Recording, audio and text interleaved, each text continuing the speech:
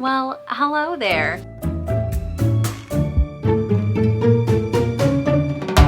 I have not been here in a very long time making a video, so if you don't know me, that makes a lot of sense. My name is Lena, and this is where I talk about books and art and life and whatever else my hyperfixation is at the time.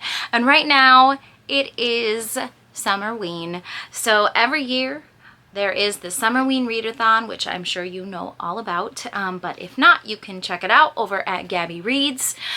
But it's a readathon that lasts a week that she hosts with lots of different prompts and things like that. My partner is a very spooky boy. And so we love all things spooky and horror.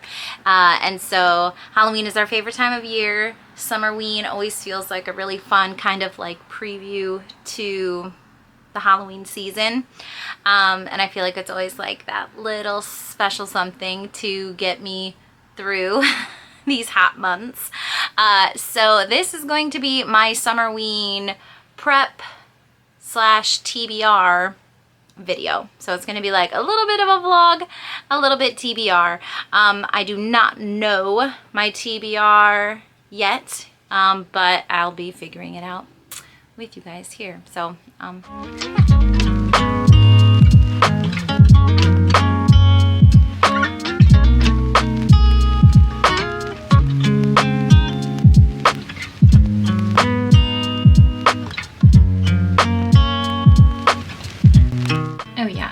I feel like this is the vibe. Like this is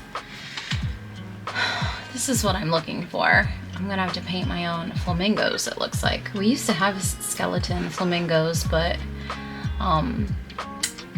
they stayed outside for a little too long and got a little too weathered, so I don't think that we have them anymore, sadly. There's so much stuff on Pinterest now that's like AI generated. It is a major bummer, but Summerween has been so commercialized this year that I feel like I really want to just like lean into using what I have. So I'm kind of looking at this and seeing like, but what could I do in this same vein to get that Summerween feeling?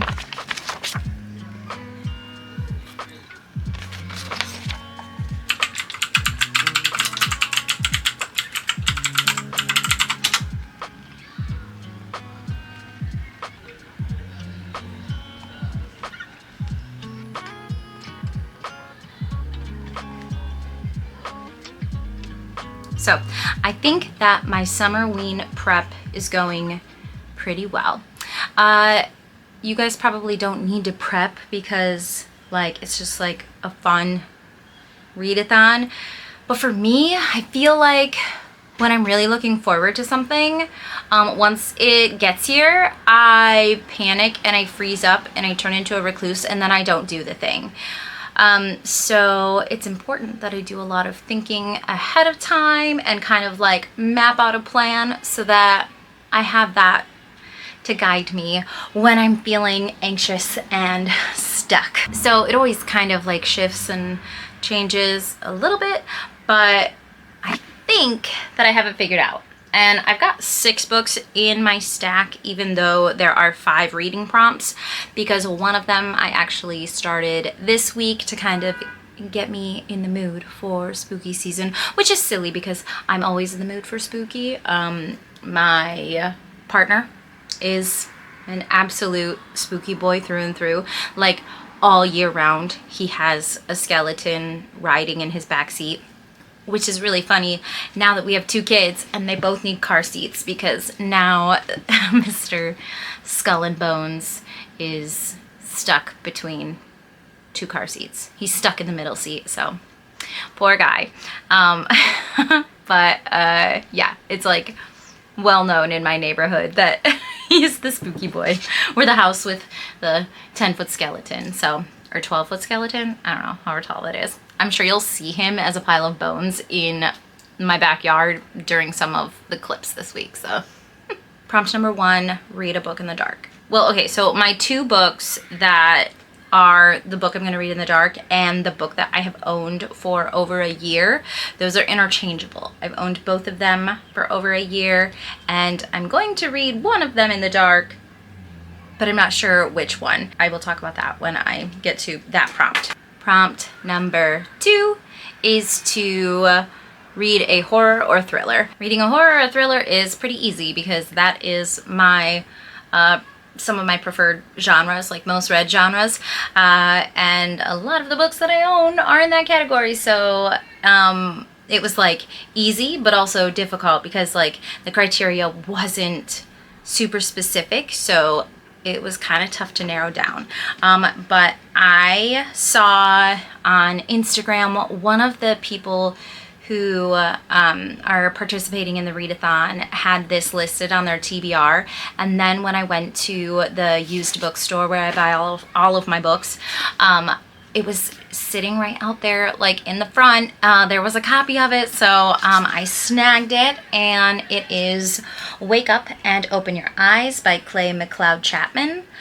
When I was reading the synopsis of it, it made me feel spooked right away because it was talking about like this guy, his family is getting like sucked into like right-wing, alt-right extreme content, and then they are like warning about something that's going to happen, but is that the alt-right stuff, or is that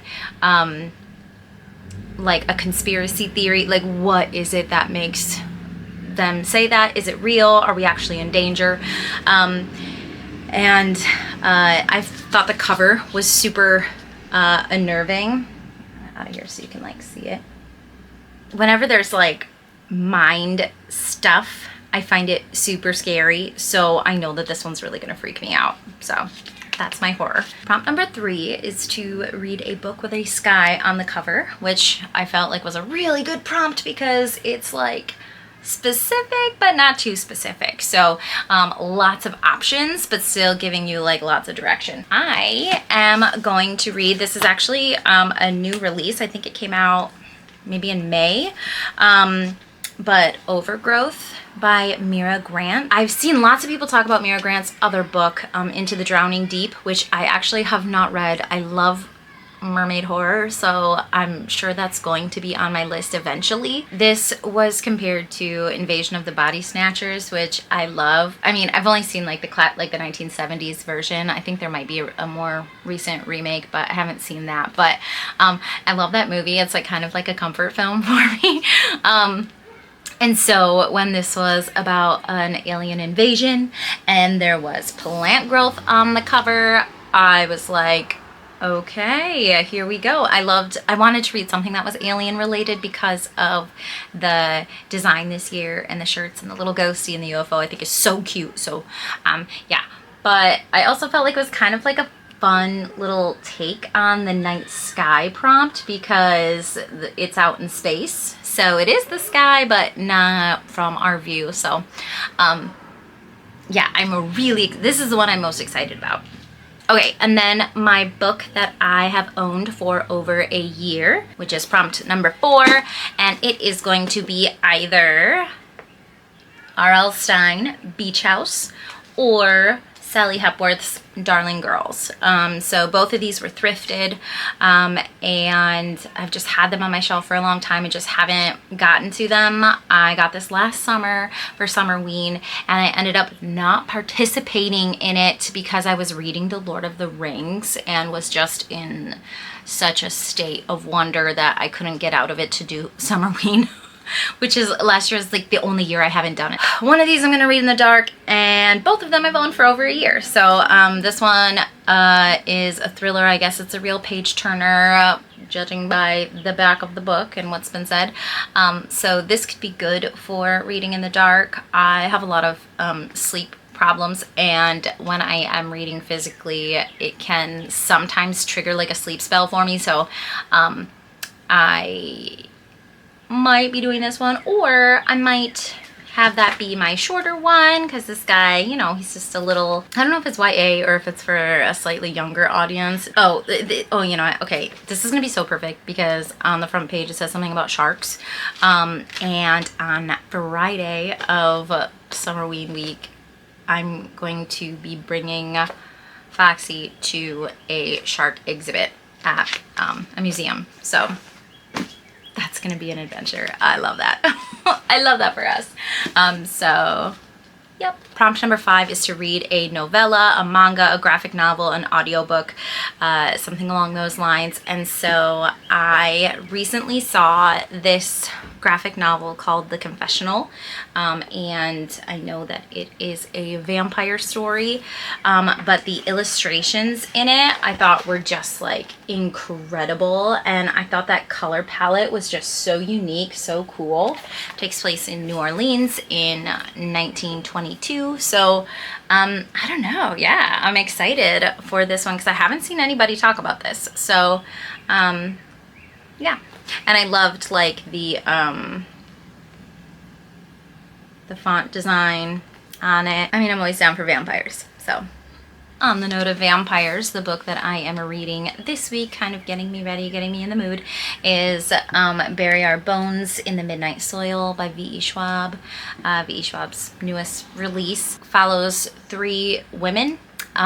They, I assume, become vampires at some point. It's sapphic, so give me vampires, give me lesbians, I'm all about it. I'm here for it. So I'm just started it, so I'm not very far in, but she's big, so I figured, you know what, I'll start now because maybe I'll finish it next week. So that is my TBR for Summerween 2025. I would love to know what you are reading. I would love to know if any of our books are the same. So if you're reading any of these, or if you want to share your own TBR, please drop it in the comments below because I would love to see that. And if you want updates throughout Summerween, or if you want to see, you know, any of the videos that I'm making here, you should like and subscribe. I would love that. So yeah, and I will see you guys in the next one at the start of Summerween. Bye!